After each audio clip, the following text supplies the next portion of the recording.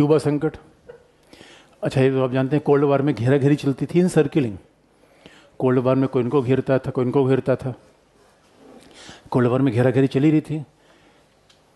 और इसमें अब कोल्ड वार एशिया में था भी, अफ्रीका में संघर्ष अलग चल रहे थे, लैटिन अमेरिका में दुनिया अलग बटी हुई थी। लैटिन अमेरिका वाले डिपेंडेंसी थ्री ला रहे थे, तो लैटिन अमेरिका वाले तो हमेशा अमेरिका के विरोध में होते थे। और क्यूबा और कैरिबियाई देश, यहाँ पे भी समाजवाद का बड़ा फर्क था। तो जहाँ जहाँ थोड़ा विकासशील देश थे वो समाजवाद से खूब प्रभावित थे। उधर लैटिन अमेरिका में पेरू में शाइनिंग पास चे ग्वारा बड़ा माओवादी था। तो यहाँ पे एक मामला हुआ क्यूबा में, घटना हुई 1959 की, क्यूबा में उठापटक हुई। क्यूबा आप समझ सकते हैं ये अमेरिका का राज्य फ्लोरिडा है, जो बिल्कुल क्यूबा से बिल्कुल वैसे मिल रहा है जैसे भारत श्रीलंका, कैसे आप कर सकते हैं। तो वहाँ पे बतिस्ता की सरकार थी क्यूबा में। बतिस्ता WWE वाला नहीं, वो बतिस्ता दूसरा था। यहाँ बतिस्ता मिलिट्री शासक था। अच्छा, खास बात देखेंगे, विकासशील देशों में जहाँ जहाँ समाजवाद आया वहाँ वहाँ सैनिक शासन उसके साथ था। ये बड़ा इंटरेस्टिंग पार्ट रहा। समाजवाद के साथ गैर लोकतांत्रिक देश होगा, ये कमाल के कॉम्बिनेशन बन गया था। क्यूबा बतिस्ता की सरकार थी। और आप जानते हैं कि हमने पहले बता दिया विकासशील देश कच्चे पदार्थ का निर्यात करते हैं, तो क्यूबा भी चीनी बेचता था, अमेरिका के लिए चीनी बेचता था, और अमेरिका उसी चीनी का प्रयोग करके बहुत सारी दुनिया में विनिर्मित वस्तुएं बेचता था। पूरे लैटिन अमेरिका के देश, कैरेबिया के देश प्राकृतिक संसाधनों के मामले में बड़े ही अग्रणी है।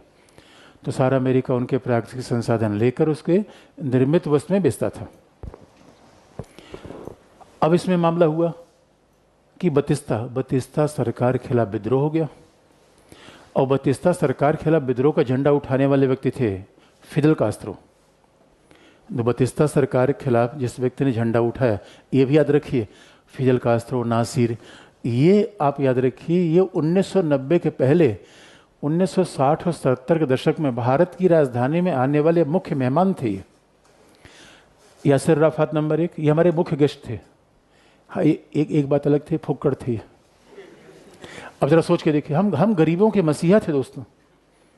हमारा दोस्त कौन था? यासिर अराफात, जिनका अपना घर नहीं था, और नई दिल्ली में उनको इतना अंडा खिलाया, इतना पूरा इंडिया गेट में ऐसा जगह दिया। आज भी कभी लुटियन जोन में जाएंगे तो इन लोगों के नाम पे सड़कें रखी गई हैं।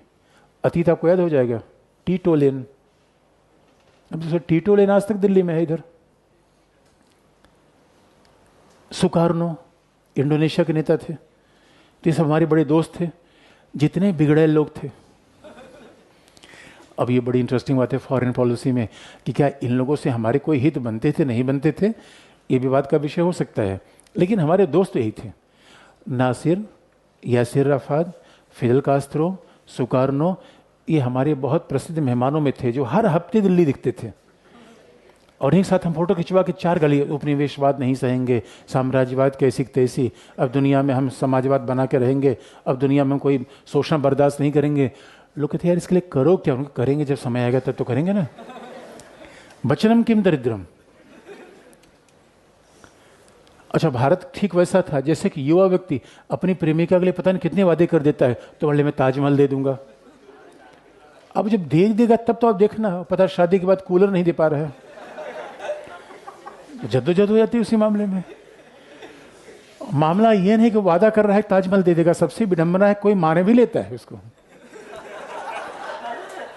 ये इंटरेस्टिंग पार्ट है। तो ऐसे भारत था, वादा कर रहा था। फिदेल कास्त्रो, अच्छा फिदेल कास्त्रो कॉलेज में जाते समय बंदूक लेके जाते थे। अब समझ लीजिए ऐसे लोगों का भविष्य क्या होता है। हम क्या सोचते हैं कि कॉलेज में केवल किताबें लेके जानी चाहिए, नहीं, क्रांतिकारियों का स्वभाव ऐसा होता है। और ये शुरू में मार्क्सवादी नहीं थे, लेकिन फिदेल कास्त्रो ने तख्ता पलट दिया, सरकार पलट दी बतिस्ता की। बतिस्ता अमेरिकी सरकार थी, और जैसे आप याद रखें इन्होंने शासन पर नियंत्रण किया। अब इन्होंने राष्ट्रवाद की बातें करनी शुरू कर दी, अमेरिका विरोध की बातें करनी शुरू कर दी। और हुआ क्या, अब जब अमेरिका विरोध की बातें करनी शुरू कर दी, अमेरिका को लगा अरे भाई कौन है फिदेल कास्त्रो? अमेरिका महाबली, सेकेंड वर्ल्ड वॉर गया अमेरिका। क्यूबा तो क्यूबा, और आप समझिए अब कल के लिए श्रीलंका हमारे खिलाफ बोलने लगे तो हमें थोड़ी आपत्ति होगी, कौन बोल रहा है ये? श्रीलंका हमारे सामने क्या है? और अमेरिका दुनिया का महाबली, कोई पड़ोसी उसके खिलाफ बोले कि अमेरिका का अच्छी बात यह है, मैक्सिको उसका दोस्त रहा है, उधर से कनाडा उसका हमेशा दोस्त रहा है, एक तरफ पैसिफिक, दूसरी तरफ अटलांटिक, जियो पॉलिटिकली उसकी पोजीशन बेस्ट है। अब वैसे पड़ोस में दुश्मन आ जा रहा है तो अमेरिका चौंका कि ये कास्त्रो है कौन आदमी।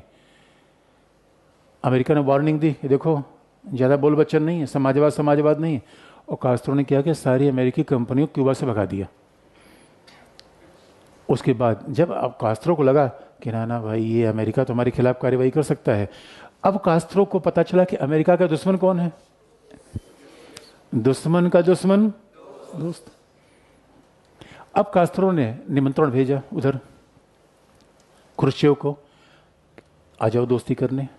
क्रुश्चेव ने कहा अरे वाह यार, ऐसा तो पहली बार इनविटेशन मिला है, बताओ कब आ जाएं।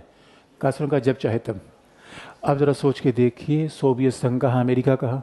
अच्छा, अमेरिका तो पहले से अपना एक्सपेंशन किए हुए था, सोवियत संघ को अमेरिका के आसपास आने का समय मिल नहीं रहा था क्योंकि अगल बगल के उसके राज्य उसके कंट्रोल में थे। और सोवियत संघ ने जैसे मौका देखा, उनका यही जियो पॉलिटिक्स है, यही तो भू राजनीति है। अब उसके बाद दंदनाकर उधर क्रुश्चेव पहुंचे तो फिदेल कास्त्रो से पूछा क्या चाहिए। उनका चाहिए पूछ रहे हो, ये धमकी रोज देता है, कुछ ऐसा उपाय करो धमकी इसकी बंद हो जाए। उनका चलो कोई बात नहीं है। इधर हथियार कुछ प्रक्षेपास्त्र तैनात कर दिया, क्यूबा की जमीन पे मिसाइल तैनात कर दिया, और वो भी भयंकर मिसाइल, और मुंह कर दिया अमेरिका की तरफ। अब बड़ा गंभीर मामला हुआ। अमेरिका की टोही जहाज, अमेरिका को भाई टेक्नोलॉजी के एडवांस हमेशा रहा है, अमेरिका के सैटेलाइट ने पिक्चर दिया कि भाई क्यूबा की जमीन पे लगा हुआ है मिसाइल और वो हमारी तरफ मुंह करके बैठा हुआ है। अमेरिका ने कहा है ये किसने किया, तो पता चला कि तो रसिया ने तैनात किया है। अब अमेरिका भी आक्रामक नीति अपनाने वाला। अमेरिका ने क्यूबा को धमकी दी, तुरंत सारी मिसाइल हटाओ, तुरंत सारी मिसाइल हटाई जाए। क्यूबा ने कहा नहीं हटाएंगे तो क्या कर लोगे। अमेरिका ने अच्छा, अमेरिका ने कहा क्यूबा आइलैंड है, अमेरिका ने अपने पूरे सैनिक जहाज, नेवल शिप क्यूबा के चारों तरफ खड़े कर दिए। बहामास और जमैका दौड़े दौड़े अमेरिका के पास गया, भाई उनका हमारी कोई गलती तो नहीं है। कहा नहीं तुम लोग सेफ हो। अच्छा, सब पौवा वाले देश यार, हैती, डोमिनिकन रिपब्लिक, मतलब इनका। लेकिन यहाँ भी कभी कभी अब होता क्या था, कहने का तो राष्ट्र हैं, एक गांव के बराबर भी नहीं है ये। तो ये आपस में थोड़ा ऐसा हैटी उटी कई बार तो अमेरिका खिलाफ जाते थे इसी बात को लेके।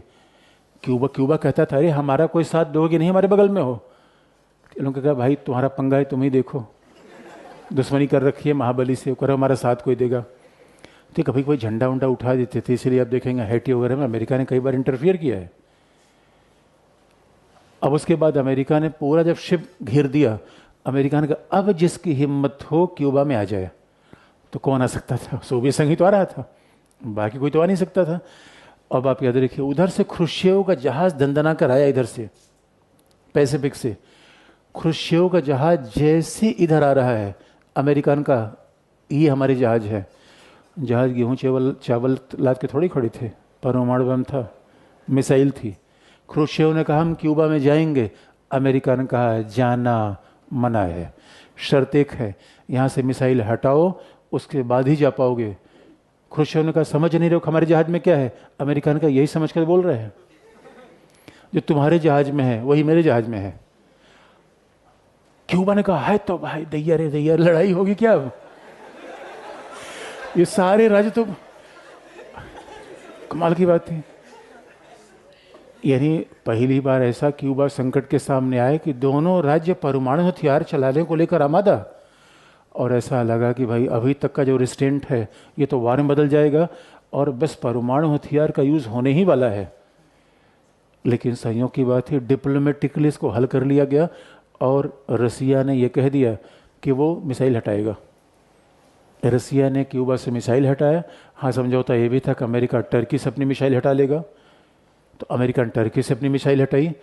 ये कोल्ड वार का क्लाइमेक्स था, जो इतना भयंकर संघर्ष कम से कम वैसा जैसा आज अब यूक्रेन में देख रहे हैं।